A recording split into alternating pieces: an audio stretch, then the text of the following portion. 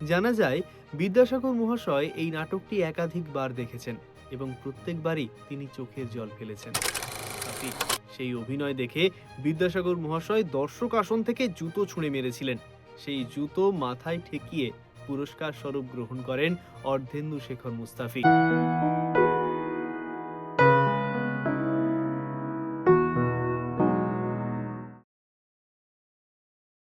ঈশ্বরচন্দ্র বিদ্যাসাগর মহাশয় বাংলার নাটক এবং নাট্যশালার এক গভীর অনুরাগী ছিলেন। আজকের এই পর্বে আমরা জানব বিদ্যাসাগর মহাশয় কবে, কোথায় এবং কি কি নাটক দেখেছিলেন।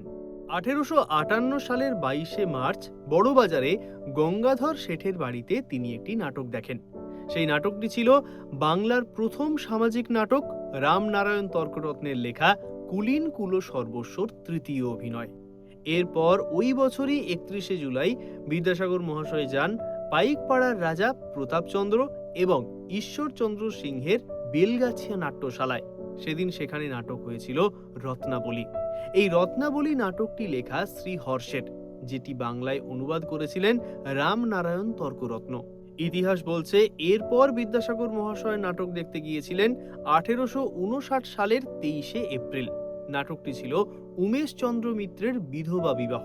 এটি অনুষ্ঠিত হয়েছিল রামগোপাল মল্লিকের সিঁদুরিয়া পটির বাড়িতে। প্রসঙ্গত বলে রাখি, 1853 সালের 2রা মে এই বাড়িতেই হিন্দু মেট্রোপলিটন কলেজ স্থাপিত হয়।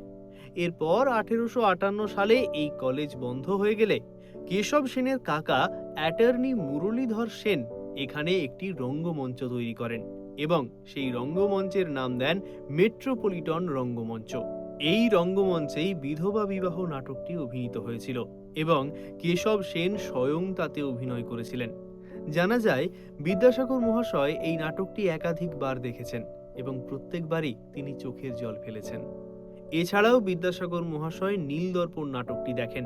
এই নাটকে অত্যাচারী উড সাহেবের ভূমিকায় অভিনয় করেন অর্ধেন্দু শেখর মুস্তাফি। সেই অভিনয় দেখে বিদ্যাসাগর মহাশয় দর্শক আসন থেকে জুতো ছুঁড়ে মেরেছিলেন। সেই জুতো মাথায় ঠেকিয়ে পুরস্কার স্বরূপ গ্রহণ করেন অর্ধেন্দু শেখর মুস্তাফি এবং বিদ্যাসাগর মহাশয়ের উদ্দেশ্যে প্রণাম জানান। কিন্তু অধিকাংশ ইতিহাসবিদ এবং গবেষকদের মতে এই ঘটনা কেবল একটি কিংবদন্তি মাত্র। ইন্দ্র মিত্র বলেছেন, তৎকালীন যুগে কোনো লিখিত প্রমাণ পাওয়া যায় না যা এই ঘটনাকে সমর্থন করে। রাধারমণ মিত্র বলছেন, নীলদর্পণের মতো একটি চাঞ্চল্যকর নাটক বিদ্যাসাগর মহাশয় অবশ্যই দেখেছিলেন। সেই সময় সারা বাংলাকে আলোড়িত করেছিল এই নাটক। বিদ্যাসাগরের মতো নাট্যপ্রেমী এই নাটক দেখেননি, এটা হতেই পারে না। কিন্তু এর সপক্ষে কোনো প্রমাণ রাধারমণ মিত্রও কিন্তু পাননি। বিদ্যাসাগর মহাশয় যে প্রকৃতই নাট্যপ্রেমী ছিলেন এ বিষয়ে কিন্তু কোনো সন্দেহ নেই। মহারাজা যতীন্দ্র মোহন ঠাকুরের পাথুরিয়াঘাটা বঙ্গ নাট্যশালার কার্যনির্বাহী কমিটিতে মাইকেল মধুসূদন দত্তের সঙ্গে সঙ্গে বিদ্যাসাগর মহাশয়ও ছিলেন। 1873 সালের 16ই আগস্ট বেঙ্গল থিয়েটার প্রতিষ্ঠিত হয়। প্রথম নাটক হয়েছিল মাইকেল মধুসূদন দত্তের শর্মিষ্ঠা। বলা হয় বেঙ্গল থিয়েটারের পরিচালন সমিতিতেও মাইকেল মধুসূদন দত্তের সঙ্গে বিদ্যাসাগর মশাইও ছিলেন। তাই একথা অনস্বীকার্য যে বাংলার রঙ্গমঞ্চের প্রতি তার ছিল প্রবল আকর্ষণ।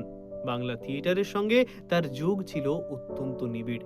আজকের পর্ব এখানেই শেষ করছি। দেখা হচ্ছে পরের কোনো পর্বে থিয়েটারের কোনো গল্প বা তথ্য নিয়ে। খুব ভালো থাকবেন।